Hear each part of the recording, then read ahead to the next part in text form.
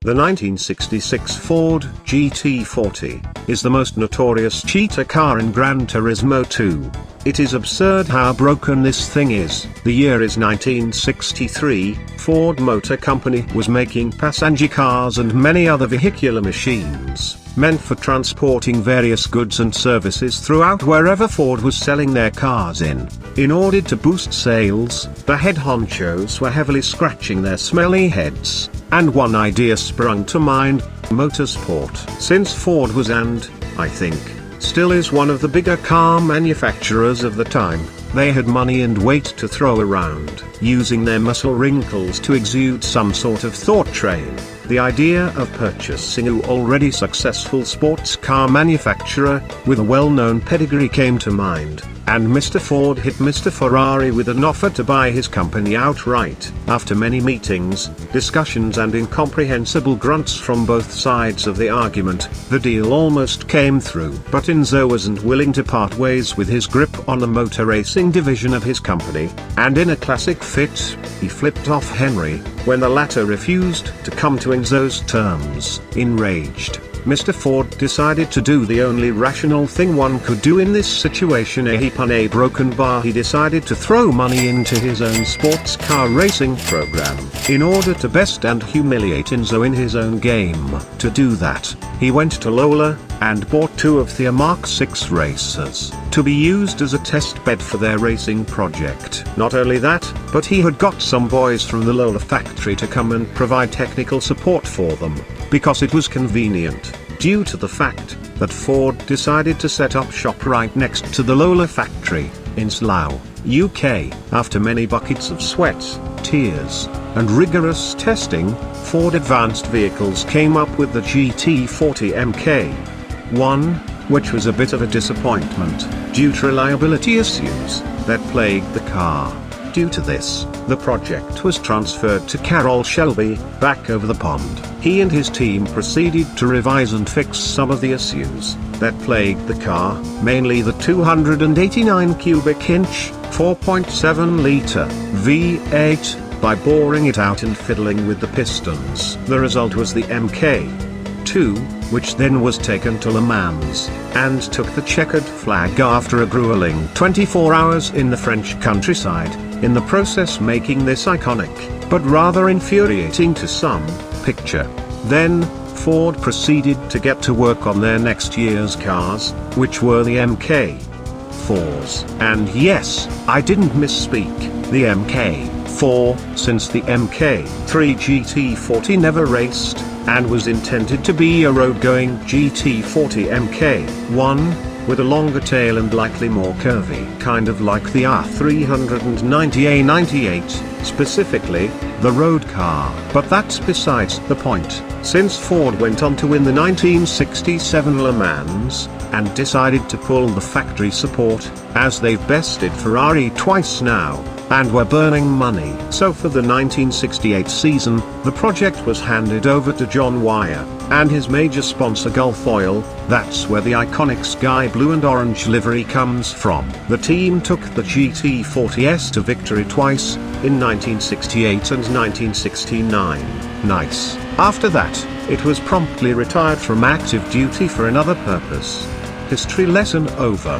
Now let's see how broken this thing really is. Usually, the cars driven by the AI are rather underwhelming, until you get to some power multiplied cars from the pure sports and tuned cups. Yes, and I said multiplied. It has been determined through rigorous scientific research by the GT community, that the cars in those series have hybrid parts added onto them by polyphony, instead of putting on the regular, non-cheating parts, which are available to the average player. I've went off topic deliberately, in order to attempt to explain to you, dear viewers, on how broken the GT40 is in just the hands of the AI, not counting the rubber banding, which influences its performance greatly. And by that I mean, if you bring a slow car to the second historic car race, and the GT40 shows up, it will win, but it won't fly away unreasonably, as it will stay in and around 2 to 3 seconds ahead as a buffer, or until it reaches the point of view being very slow, like normal rubber band. But unlike normal rubber band, once it passes you, and your car is subpar, you won't be able to touch him.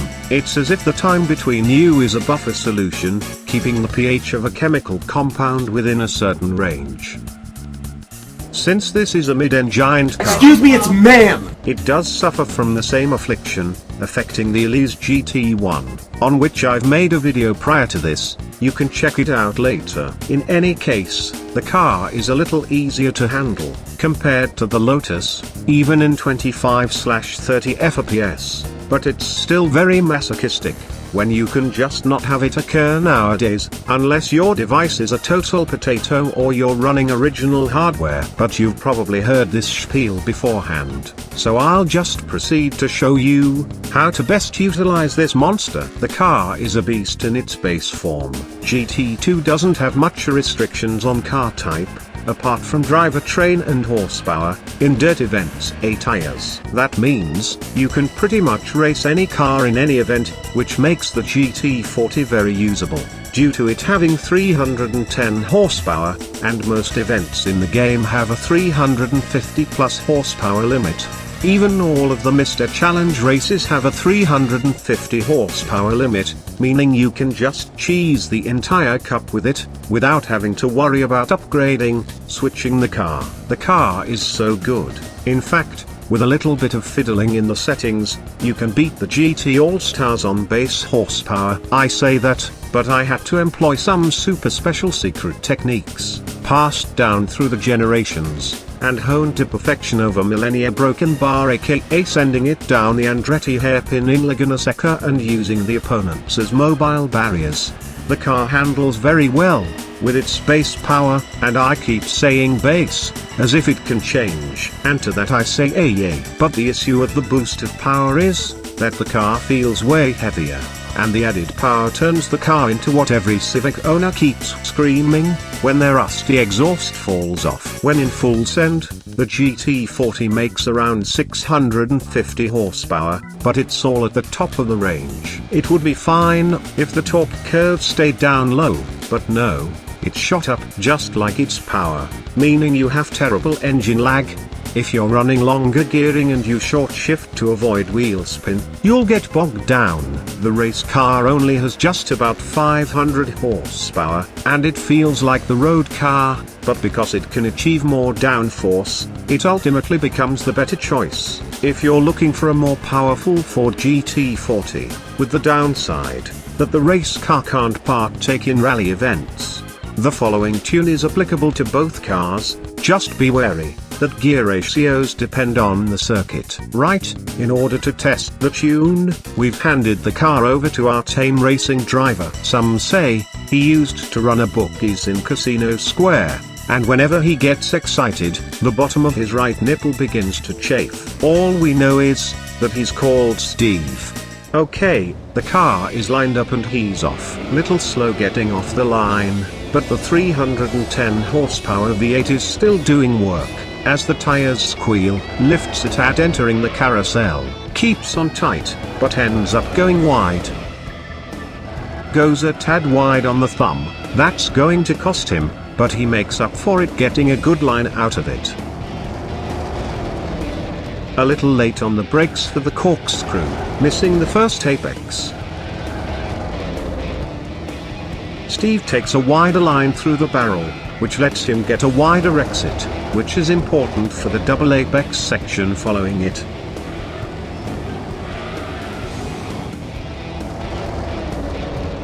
Takes a very wide line through the first roundabout, almost too fast, as he tightens it up on the second, almost binning it. Takes a very satisfactory line onto the final straight, keeping his foot down through the entire corner. This is going to be a good time.